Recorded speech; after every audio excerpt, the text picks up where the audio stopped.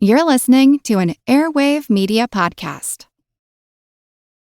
The new year is the perfect time to start building credit scores, because when your credit scores increase, your opportunities do too, like possible loan approvals and lower interest rates. Chime makes it easier to help build your credit with a secured Chime Credit Builder Visa credit card. You can use Credit Builder everywhere Visa credit cards are accepted. Chime helps you build your credit scores safely by using your own money to make everyday purchases and on-time payments. To apply, just open a Chime checking account with a $200 qualifying direct deposit. And don't stress, there's no annual fee or credit check required to apply and get started. Start building your credit history and finding new opportunities with a secured Chime Credit Builder Visa credit card. Get started today at chime.com/build. That's chime.com/build. The Chime Credit Builder Visa credit card is issued by the Bancorp Bank N.A. or Stride Bank N.A. members FDIC. Late payment may negatively impact your credit score. Results may vary. Fargo, the new virtual assistant from Wells Fargo, makes banking faster and easier. Like this. Fargo, what's my checking account routing number? And this. Fargo, turn off my debit card. And this. Fargo, what did I spend on groceries last month? And that's just the beginning. Do you, Fargo? You can. In the Wells Fargo mobile app. Learn more at wellsfargo.com/getfargo. Terms and conditions apply. Your mobile carrier's availability and message and data rates may apply. Wells Fargo Bank N.A. member FDIC. Hello, everyone. Before the interview gets started today, I wanted to let you know about another podcast, the Explorers Podcast, which I have been listening to for years now. They recently did a 4-part series on Teddy Roosevelt and the River of Doubt, which provides some information about what Teddy Roosevelt was up to before the First World War, which is what we will be discussing in the interview, or at least that will be part of what the interview is discussing. So head on over to explorerspodcast.com to find out more information.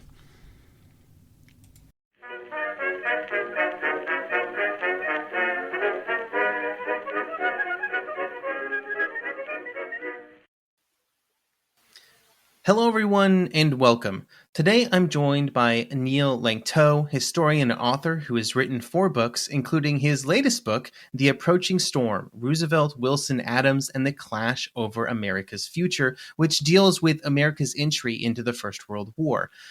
Neil, how's it going today? It's doing great. Thank you very much for having me on your show. Excellent. It's great. I'm glad that you're here. Let's start off with what is, I'm almost certain, has to be the least known of the 3 people that are in the title for this book, and that's Jane Addams. You know, I think I had heard the name Jane Addams before reading your book, but I certainly knew, I will say, very little about her life and sort of her actions during this period. So could you give everybody kind of just an introduction to who Jane Addams was and what she was doing sort of during the period of the book? It's interesting that so many people have forgotten Jane Addams because at the time, I mean, I'm writing about the First World War period, and Jane Addams at that time was probably the most famous woman in America, possibly second to Helen Keller, but in the top 2 or 3. I mean, she was very, very well known at the time, and she's sort of been forgotten today, which is, I think, a shame. Because I think her contributions are quite significant. But this was a very remarkable woman who grew up in the Midwest, a child of privilege, and very, very smart woman. And like so many women of the Victorian period, she sort of was thwarted, didn't really know what to do with herself, tried going to medical school, didn't really take a fancy to that.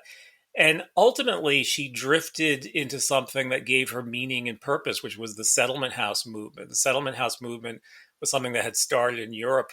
Basically, these homes that would be in the middle of immigrant and poor districts, which would be set up as sort of as social service centers. They were settlement houses. And Addams encountered that while she was on a trip to Europe, and she decided to establish one in the United States. And she established Hull House, which may mean something to some of your listeners. That's probably the most famous settlement house in the United States. And that settlement house in Chicago, Hull House, which was in the immigrant community, made her famous for all the good work she was doing there and sort of working with the poor and helping alleviate the transition to America for immigrants. That put her on the map in the late 19th century, but that was just the beginning of her career, because she soon became involved in just about every kind of liberal cause at the time. And she was very much venerated in the United States in the late 19th, early 20th century as, this wonderful woman, this sort of a do-gooder. But there was another side to her because she was someone who was very involved in a lot of fairly radical causes, and pacifism being one of them, which is one of the things we talk about in this book. But also, she was very involved in the civil rights movement, such as it was in the early 1900s, capital punishment. I mean, she was really a leading liberal in the United States at that time, and was, as I said, involved in just about every liberal cause.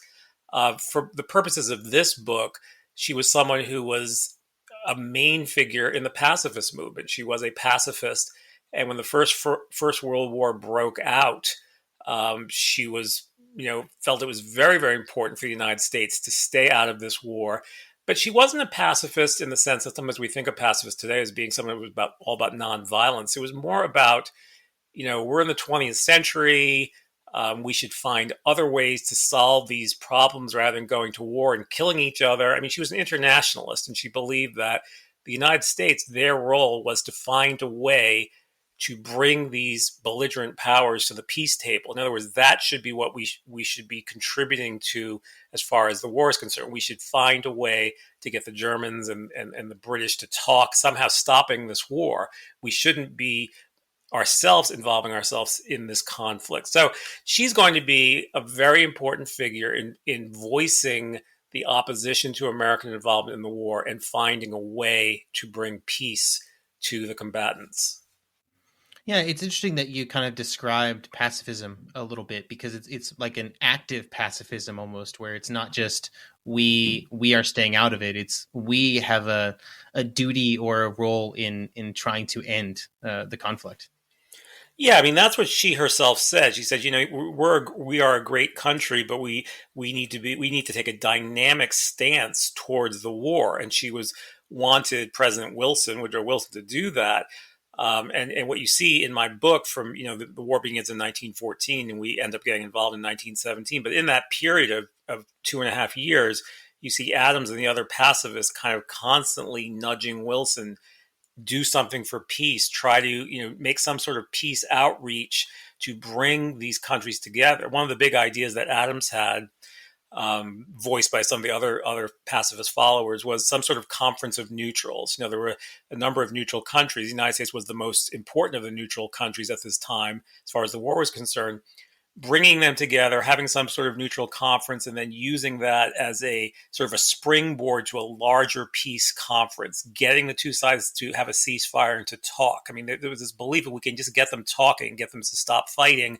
Maybe they can figure out exactly what is keeping this war going. So that was what Addams and her group of pacifists were pushing for from 1914 to until the war begins in 1917. And I think they believed that Wilson thought the same way they did. And he sort of played the game. He seemed to be on their side, seemed to take most of their arguments at face value. But as time moved on between 1915 and 1916, he does start to move to a more aggressive and more a belief that the United States will, in fact, have to get involved in the war. But that was sort of the mistake that I think the pacifists made during this period, was believing that Wilson was more on their side than he proved to be. And when Wilson does take the country into war in 1917, there is a certain amount of disenchantment among Addams and others, that almost that they had been played by Wilson. Interesting. So let's move to talking about Wilson a little bit.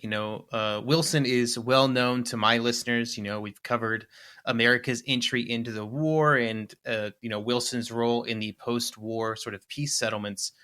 But can you talk a little bit about his presidency sort of before 1917, like his role within the country, both before the war and then after the war begins? Well, Wilson is such an interesting figure, such a complex figure who we're still talking about 100 years later. Obviously, what Wilson has been most talked about in the last few years has been his racial beliefs, and we're seeing, schools being renamed. And Wilson was, as I said, I talked about it briefly in the book. I mean, there are times when it comes up. Wilson was a product of his environment. He grew up in the South. His family had slaves, and he never could quite get beyond those sort of views about African Americans. So obviously his administration sanctioned and facilitated continued segregation in the federal government, and there was a great deal of anger about that and disillusionment with Wilson on that basis. But coming back to the war, I mean, when the war began in 1914, Wilson's instinct was America should keep out. He was already, however, envisioning a role for the country in the peace process. And he had sort of this idea that if America, sort of stands aside and maintains the word he used, self-possession, and Wilson himself was very much about self-possession, not losing control of your emotions. He felt if the United States didn't lose control, the European combatants would look to us as being someone who can step in and help create the peace in the future. So he wanted Americans in 1914, don't take sides, try to be as neutral as possible, which of course proved to be very unrealistic. Because of the groups in this country, we're a country of immigrants, and you have many German Americans, millions of German Americans who are naturally going to they're going to side with the German side, and you have people on the East Coast, many of English descent, who are going to side with the Allies. You have Irish; many of them are going to still have a great deal of hatred towards the British, and they're going to support the Germans. So you have all these groups in America naturally taking sides, and then also what's going to affect this idea of sort of neutrality in the United States, at least in thought, is the invasion of Belgium early in the war, the German invasion of Belgium, which is unbelievably brutal. News of that comes back to the United States, and many Americans are instinctively going to turn against Germany. Now, being against Germany does not necessarily mean the United States wants to go to war. It just means that, well, we hope that the Allied side wins. And I think that would probably be the break. If we did a breakdown in the United States in 1915, 16, and 17, probably most of the country preferred to see an Allied victory, but not enough where they want to commit troops. So Wilson is going to have a very, very difficult time as the war progresses, because both sides are going to sort of commit a number of annoyances, whether it's the British interfering with our trade, and then of course there's the submarine issue with the Germans, where the Germans are going to, when they start attacking ships, and Americans are caught in the crossfire. And so Wilson is going to be constantly trying to figure out a way to be tough enough on the Germans, and also the British to a certain degree, the Allies, but without potentially involving the country in a war, which I think he was correct in this. He believed most of the country did not want war. But there's a political dimension where he's going to be running for re-election in 1916. So he has to always be concerned about how some of the decisions are going to play out. And when the Lusitania is sunk in the spring of 1915, that's probably the first major crisis he faces. And there is probably a slight groundswell temporarily for war, which I think fades very quickly. But I think many Americans realized at that point they really weren't quite as safe as they thought, and that this war could very much involve American lives on a regular basis. And Wilson had a very important decision to make after the Lusitania, and he made that very famous speech, which I talk about in the book. After the Lusitania was sunk, everyone was waiting to see what's he going to say when he makes a speech a couple days later in Philadelphia to a group of immigrants, and he said, "There is such a thing as a nation that's too proud to fight." And that was a signal to the country that Wilson was not going to take the country into war. And I think most Americans applauded that, with the exception perhaps of Theodore Roosevelt, who I think we'll talk about in a moment. Yeah, we can just jump to Mr. Roosevelt. I think Theodore Roosevelt is probably, again, pretty well known among listeners, just people who know something of American history. But I think most of what people know about Roosevelt is from before the First World War, some of his adventures, and then his presidency. So what was Roosevelt doing sort of in this 1914 to 1917 period? And how was his relationship, or what did he think, I guess, of what Wilson and Addams were doing? Well, it's funny because Roosevelt, and he says it in one of his letters, at the time, he said, like, everything went right for me for 15 years or whatever, and everything has gone wrong for me since. And it's almost like once he got out of the White House, it was almost one setback after another for him. He left the White House in 1909. He kind of turned over the keys to the car to his successor, William Howard Taft, who we thought was going to follow his policies. And Taft turned out not to be the same kind of leader that Roosevelt was, and Roosevelt soured on him very quickly. And by 1912, Roosevelt decided, I want to be president again. He tries to get the nomination in 1912, and the Republican Party regulars prevent him from getting it. And so he breaks away from, he and his followers break apart from Republicans, and they start up a brand new party known as the Progressive Party, or the Bull Moose Party, which was part of the broader progressive movement at this time, the reform movement at this time. And what's interesting at the Progressive Party is that Jane Addams, who we mentioned before, is very involved in the party, very involved with Roosevelt. She actually seconds his nomination. In fact, my book begins with the seconding, and the convention of 1912. Because Roosevelt, Addams, and Wilson are these three great progressives. That's something that kind of binds them together in this book, and they all know each other and work with each other at various times. But Roosevelt, he mounts this new party in 1912. It's a hopeless race, but he actually does very well in 1912. He finishes in second place. He finishes ahead of Taft in 1912 with the Progressive Party. And there was sort of a hope that the Progressive Party might turn into the Republican Party of 50, 60 years earlier, which started as a third party and suddenly becomes the second party in our two-party system. But the party did not grow as they hoped it would grow. It really was almost a Roosevelt party and not a broader-based party. And by 1914, by the time the war breaks out, the party is sort of already starting to show cracks. And so Roosevelt, when the war breaks out, is kind of he's in a difficult place. His party is not going where he thought it was going to go. And it's killing him that he's not president, because he can see that World War I is the greatest crisis of probably the last 100 years. And he wants to be in the White House. And the guy in the White House is a guy he hates. He hates Woodrow Wilson. He's hated him for years. He feels he's everything that Roosevelt is not. Doesn't believe in his policies. He comes to openly say he's the worst president we've ever had, and his Secretary of State, William Jennings Bryan, is just as bad. So he's appalled by the direction of our foreign policy, and he's going to be appalled at the way Wilson handles the German threat and the British issues and things like that over the next couple of years. And he's going to be a constant thorn in the side of Woodrow Wilson.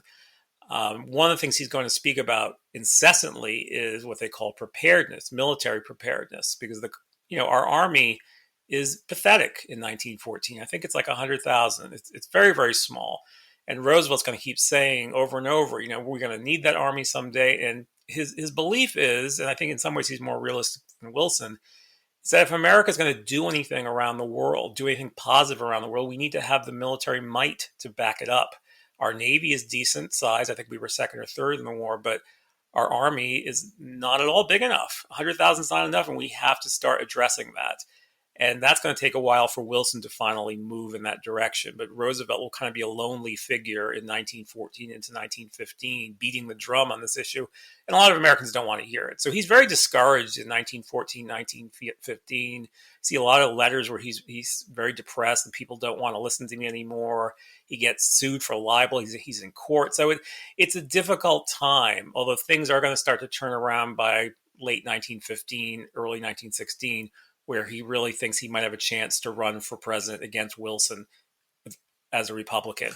But that's pretty much where Roosevelt stands in the early years of the European War.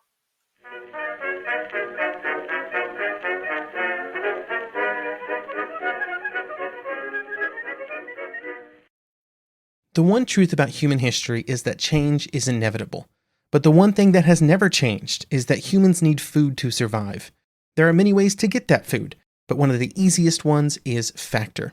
Factor delivers ready-to-eat meals right to your door. All you have to do is heat them up and dig in. In 2 minutes, you can be eating tasty keto or vegan options, or any of their 35 options that they have available every week. So you can choose maybe the cheesy garden herb chicken, maybe the Santa Fe green chili beef skillet, or perhaps the Caribbean spiced tofu. It is all delicious, And if you have a bit of a sweet tooth, Factor still has you covered with a wide range of snack and smoothie options. Chocolate mocha cheesecake, snickerdoodle macaroons. Any of that sound good?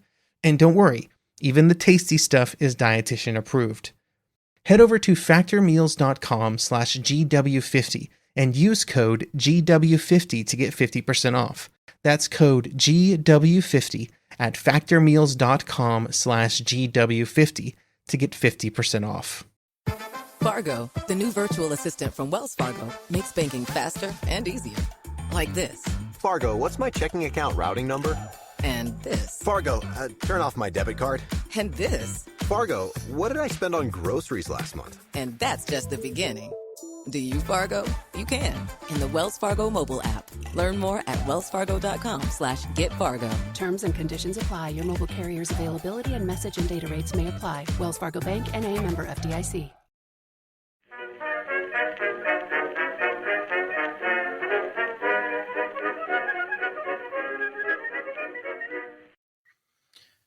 So you mentioned,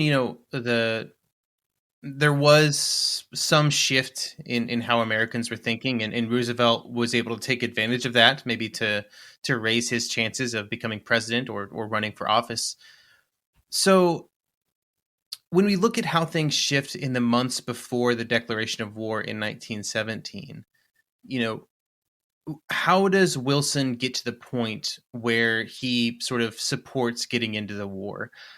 And how do Addams and the pacifists view that? You mentioned that they felt betrayed by that decision.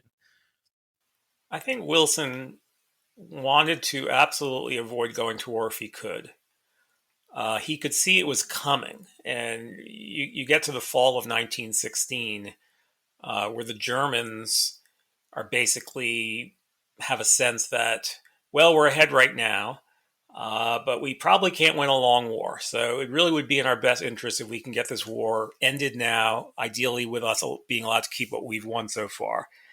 And what they want Wilson to do, actually, is sort of be the middleman in getting the two sides together.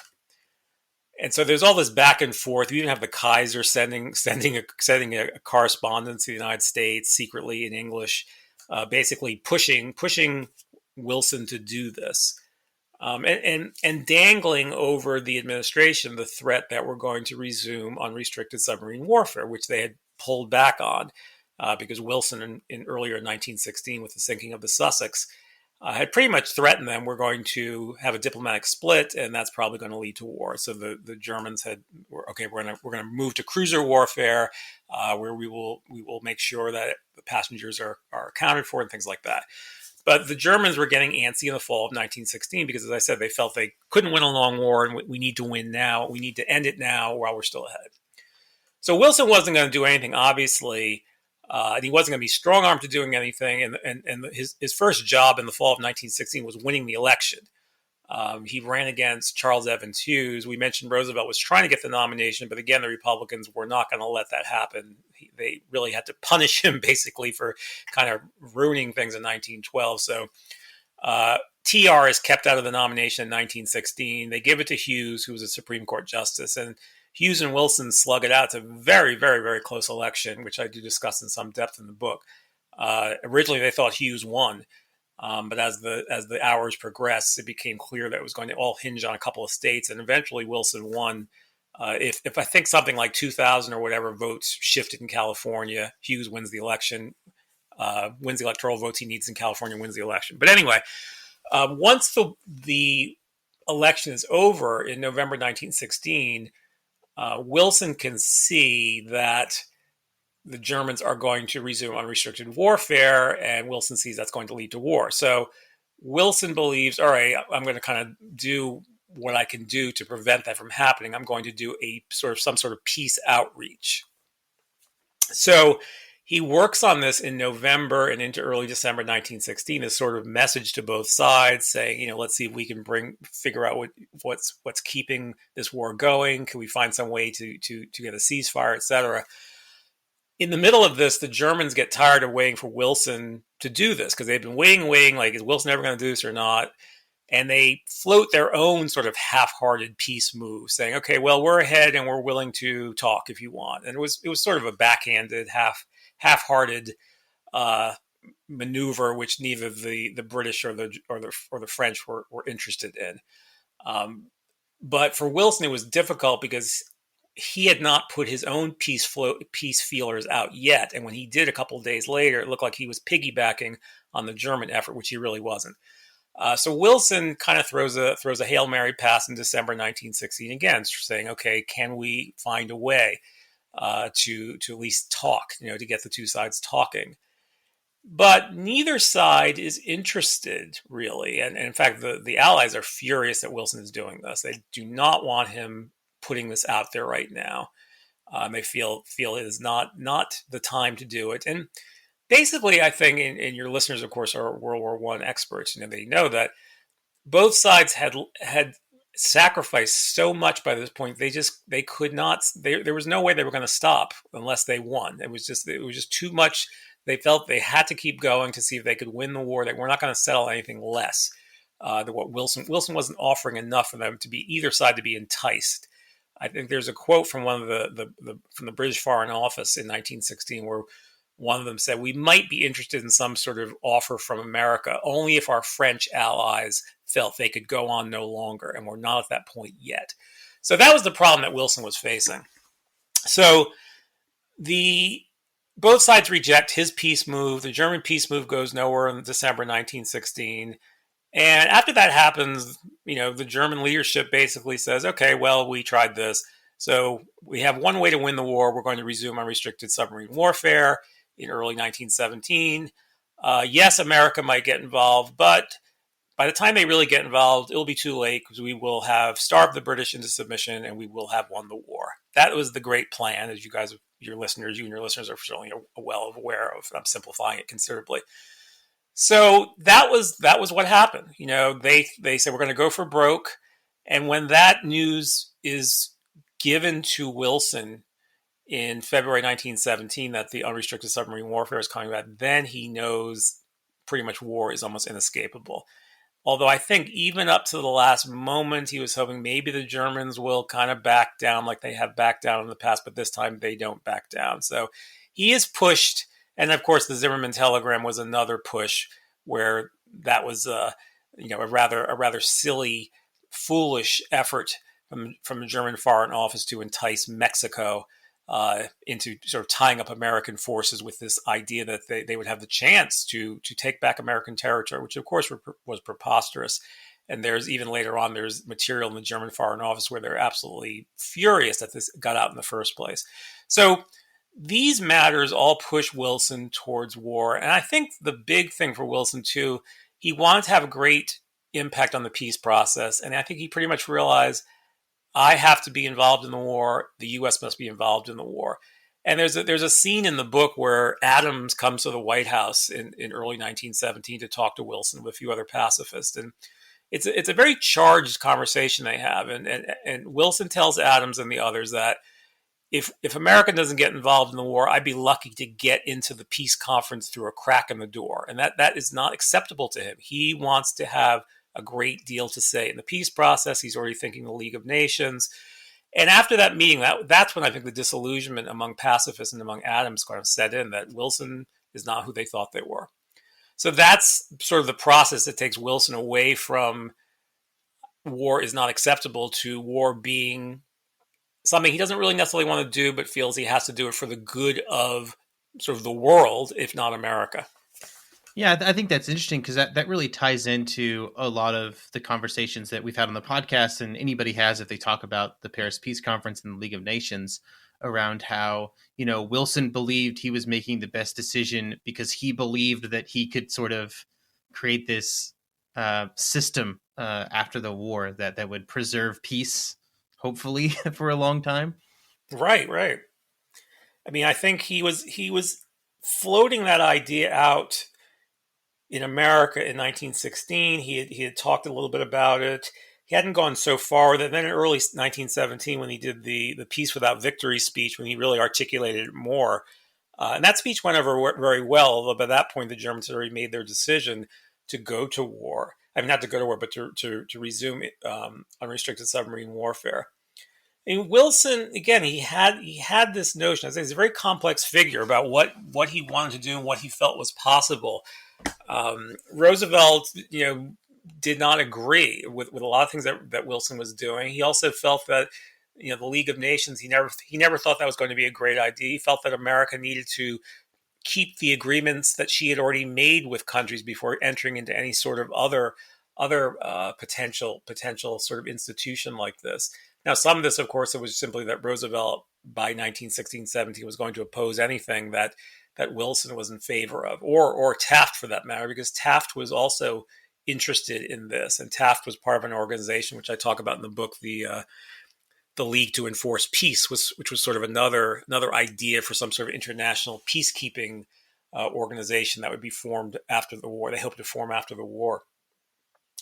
But all these ideas, I think, are just bubbling under the surface in early 1917. And when Wilson has to take the country into war, as I said, I think he was reluctant, but finally, once he saw it had to be done, at least in his own mind, he went into it fairly willingly. He wasn't sure. There's conversations in the book between Wilson and his advisor, Colonel House, and House talks about how Wilson was concerned that he wasn't the right sort of president to be leading a country during war, and House kind of reassures him and says, look, other leaders have done this in other countries. You can just follow what they did, follow the template basically that had been set, and you'll be fine. And House in some way proved to be correct, because Wilson certainly ended up being a fairly adept war president, although obviously some of the decisions he made caused a great deal of controversy. Although that's not something I really get into the book too much, as the book stops in the spring of 1917 with the war, and then there's a brief epilogue afterwards, which discusses what happens to some of the main characters in this book. So I know that Roosevelt, speaking of what happens to them after the book, I know Roosevelt dies pretty shortly after the war, 1919, if I remember correctly, and Wilson does as well. But Addams, I know, kind of goes on, has quite a bit more story after the war. Could you just kind of talk about some of Addams' life and what she did after 1917? Addams, when the war began, found herself really on the outs in the United States, because she, a lot of her colleagues in the peace movement kind of jumped ship once the war began, and rallied behind the government, and rallied behind the war effort, and sort of said, okay, well, we're at war now, and to throttle Germany is the best thing to do for peace. The whole idea of the war to end all wars. We're gonna win this war, and there'll be no more wars in the future. Addams never did this. She continued to believe, she continued to stick to her pacifist principles, and almost immediately when the war began, she kind of created controversy by making some statements about, we should be concerned about starving German citizens, and that type of thing. And she gets a lot of hate mail. The organization she had been part of, the Women's Peace Party, they have people defacing their door. And this is a woman who had been so beloved before the war. I mean, everyone loved Jane Addams. She was this do-gooding American saint, but a lot of people absolutely think she's disloyal. She does find a niche during the war. She goes to work for the Food Administration, which was one of these administrations that's the Wilson administration. The Wilson administration set up to sort of take care of food needs, to conserve food in the United States, so there's enough for the troops and things like that. So she does some speaking for them, but she believed the war was a mistake.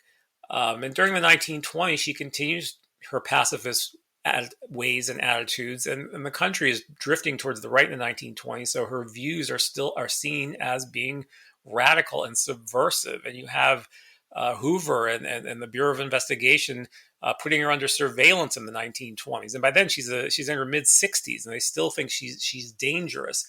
In fact, there's quotes from some organizations in the 1920s, like the American Legion, calling her the most dangerous woman in the country. By the 30s, there's kind of been a shift, and I think part of it is because there's a great disillusionment, and again, your listeners are probably familiar with this, about World War I, that it had been a terrible mistake for everyone. And I think there's a sense that, maybe Addams and the pacifists were right. and you start seeing a change in attitudes towards Addams, and suddenly she's getting all these awards. Good Housekeeping, the most mainstream women's magazine there is at that time, I think named her as one of the greatest American women, or greatest living women, or something like that. And then she gets the Nobel Prize, Nobel Peace Prize at that time. So by the time she dies in 1935, she's kind of come full circle. She had been incredibly beloved before the war, hated almost after the war, and then by the early 30s, near her death, she again has been embraced and made into an icon, who, as I said, has been unfortunately forgotten in our own time, but I think she does deserve to be remembered. I want to also mention, you mentioned Roosevelt. Roosevelt, we should probably talk about how one of the things he wanted so much to do once we got involved in the war was to go abroad and serve, ideally like he had done during the Spanish-American War as part of the Rough Riders. He'd done the Rough Riders during the Spanish-American War, and he wanted to go fight in the Great War. Isn't he like 50-ish, 55-ish at that time? Like he is, but this has been his fantasy he had been talking about since about 1914, where he was going to, raise troops. And by 1917, he had, there's different estimates. He may have had 50, 60,000 men lined up, all these volunteers who were willing to go with him. And he said he was not going to command them. There would be, there'd be a general above him. He would accept being just a colonel or whatever. And he has a lot of support for this. A lot of his followers say, let Roosevelt go. And when Wilson makes his speech to Congress, a couple days later, Roosevelt shows up at the White House to talk to him. And this is again, an interesting, great scene in the book where Roosevelt and Wilson, these two men who hated each other, and Roosevelt had been criticizing him nonstop, but Roosevelt shows up at the White House to compliment Wilson on his speech, and then to talk about letting him go abroad to fight. And Wilson is not stupid enough to say yes or no at the time. He just says, okay, I'll think about it, and things like that. But eventually, even though there was a lot of political pressure on Wilson, there's no way he's going to let him go. And it's not even so much that Roosevelt was not fit physically, which I don't think he was, but the military authorities did not want an ex-president going to go fight in the trenches. Number one, they knew he'd have his nose in everything. They didn't want him there. They didn't want volunteer. They didn't want a separate volunteer force. There were a lot of reasons they didn't want it. But Wilson basically said, even though Congress, when they did the Selective Service Act, they included a provision saying, okay, well, the president has the right to include some volunteer divisions. But Wilson said, I'm not going to avail myself of that. And unfortunately, Mr. Roosevelt is not going to be able to. I'm not going to allow him to go over. Now, that just made Roosevelt hate Wilson even more and more, because he wanted to go overseas and be killed in action. That's almost what he was hoping for. He felt there was no better way to end his life and end his career doing something like that. I think, again, he really was not in very good shape by that point. I think it would not have been a good idea. It was also the political dimension. There were some people who said, if let's say Roosevelt goes over and he distinguishes himself, guess who'd be sitting ready to win the presidency in 1920? Because there was already talk about a Wilson-Roosevelt presidential rematch in 1920. There was talk that Wilson was going to break the two-term tradition and run for a third term in 1920, and that Roosevelt was going to run against him because Roosevelt kind of come back to the Republican Party. So it would have been shocking had Wilson allowed him to go. But Roosevelt hoped and hoped and hoped that he was going to let him go. But that ended up being that hope was dashed, and he was very, very bitter about that for the remainder of his life. And he, of course, felt that he had mishandled the lead up to the war, and he felt he's going to mishandle America's actual going to war. And there were some things that Roosevelt was right in, that if the United States had prepared militarily sooner, let's say in 1916 or 1915, the country would have been able to put a substantial force into action much sooner than it did. So Roosevelt, in some ways, was right in that regard. Now, Wilson would have said, well, there's no way I could have gotten that through Congress at the time, because most of the country was not ready to finance a substantial increase in the military until well into 1915 to 1916. So a couple different things going on there, but I did want to include the Roosevelt trying to go over and fight story. I thought that would be of interest to your listeners who may not have heard it before. Absolutely. Thinking sort of outside the contents of your book here, one of the first things I do when there's a possibility I'm going to interview somebody is I go look at other things they've written.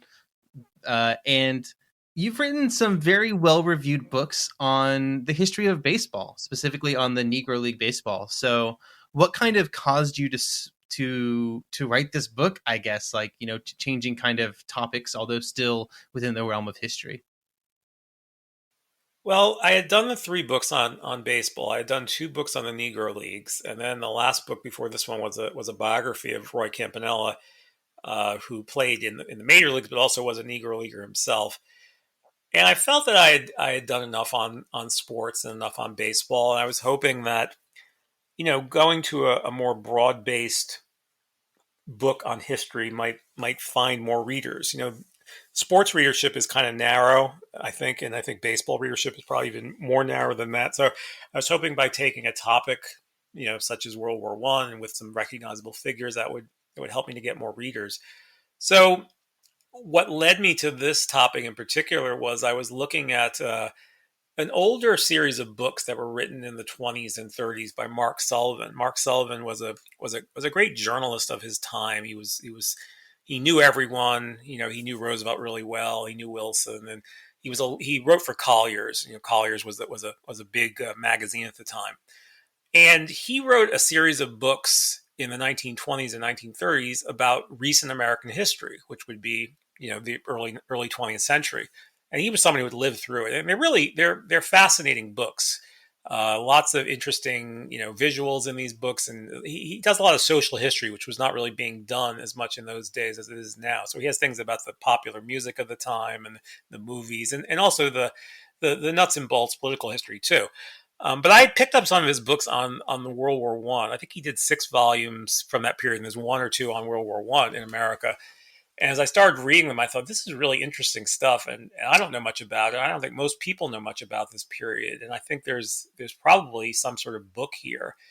And that's what led me to think, getting into World War I is so important. Like, why don't we know more about it? I mean, one of the premises of this book is this decision of America to go to war is the most important decision maybe of American history, because the entire 20th century turns on the results of World War I. As again, your listeners, of course, know this. Everything changes because of what happens in World War I. And the outcome of World War I was very much shaped by American involvement. And if America doesn't get involved in the war, we could have all kinds of different scenarios for the war itself and the rest of the 20th century. So I think it was a really, really important decision. And I think to understand how the decision was made, I felt that there was a book there, and I felt telling it through these characters and kind of making it a character study of these 3 individuals while telling the larger story of the decision process, could make an interesting book. So that's what led me to it. Awesome. Well, thank you for coming here on the podcast to talk about your book and some of the things that you researched along the way. It's been wonderful talking to you. Thank you. It's been a real pleasure.